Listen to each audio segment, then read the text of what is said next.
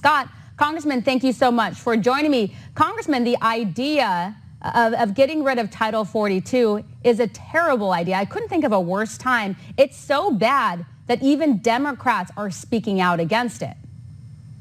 Yeah, I'm interested to see what Arizona Senator Mark Kelly has to say about it, and some of the other border senators have to say about it, because this is happening in their backyard. It's not acceptable. And one of the other things, Stephanie, I want to point out to you is, they're taking these people throughout our country, and then if you look at what the Democrats are doing in certain areas, they're actually allowing them to vote in municipal elections. So I mean, I don't understand what end game is here for the Democratic Party, but they have an agenda, and to blame their agenda on President Trump, it's just baffling to me that they're allowed to get away with this. Yeah, and when I said unintended or intended, it just seems so easy to secure our border. Just follow the laws that were already in place and follow the footsteps of the Trump administration that had serious results. And so the people high up in the Biden administration, they either don't care or they like what they're seeing. Oh, they like what they're seeing. It's absolutely intentional. It is absolutely intentional. And I appreciate you exposing it for what it is. This is not that hard to stop. It's just not that hard to stop. I mean, the things that are happening at the border are not okay. It is a humanitarian crisis at the border of the United States. And the things that were being done prior to the Biden administration were moving in the right direction and stopping it. And anyone who says it's not a crisis is just got their eyes closed and either that or intentionally lying about what's happening down there. So my heart goes out, and my appreciation of those Border Patrol agents out there. You look at them, that's one of the most dangerous jobs in the world, and they're out there every single day. And I promise you, it's hot down there. And look at them sweating right there on the screen. I mean, it's a tough job, and they deserve a lot more appreciation than they're getting from this administration. Yeah, no, it is a tough job, and it's a lot more difficult when you don't have the support from your government. You've been assigned a duty, you have a job, and then when you do your job, then you're actually punished for it, or they try to villainize you, like we saw with the whole controversy with the Border Patrol agents, with the split reins on the horses. Yep. And then we have, actually, that investigation is still going on, by the way. They're still trying to slander and say these agents were whipping Haitian migrants when actually that never happened. And even the photographer who was there taking the picture says that wasn't the story. That's not what happened.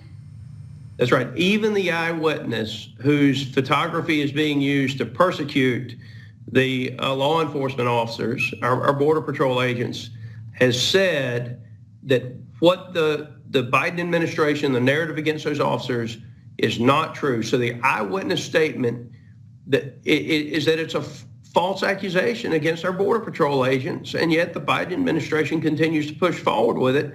And it's just an indicator of how controlled the Biden administration is by a couple of left-wing organizations in this country. I mean, he's not capable of making a decision, and that's one of the reasons we're in this position. So think about what will happen if they do in fact move forward with getting rid of Title 42.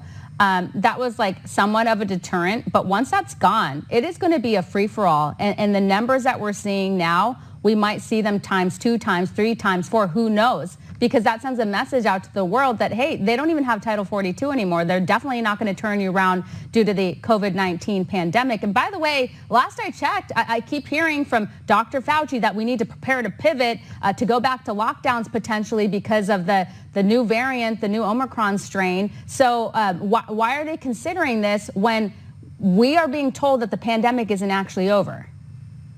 Yeah, so number one, we're not going back to lockdown, and I think it's interesting that Dr. Fauci has not been allowed to testify in Congress in almost a year now. Do you realize that?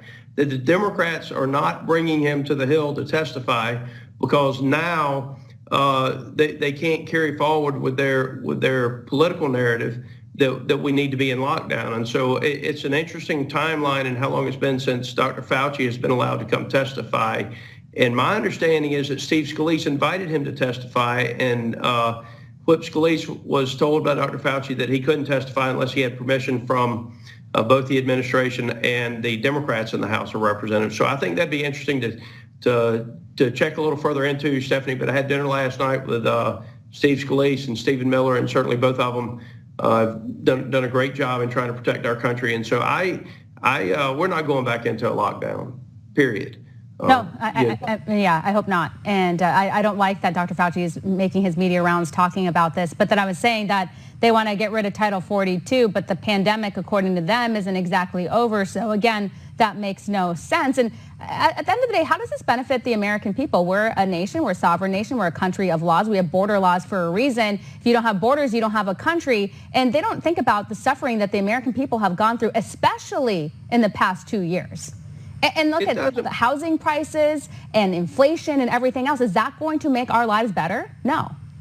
It doesn't benefit the American people. It does not benefit the American people. It's a political agenda driven by a group of radicals, and nobody in the White House has the courage to stand up for them. So either the president agrees with them or he doesn't have the backbone to stand up to them.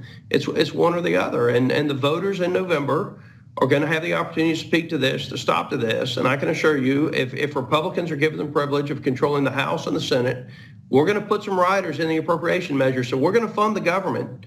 But by gosh, we're going to fund the government in a manner that protects the integrity of our borders. I hope so. Well, Congressman, we're going to leave it here. We're out of time. We appreciate you. Thank you so much. Hey, thanks, Steph.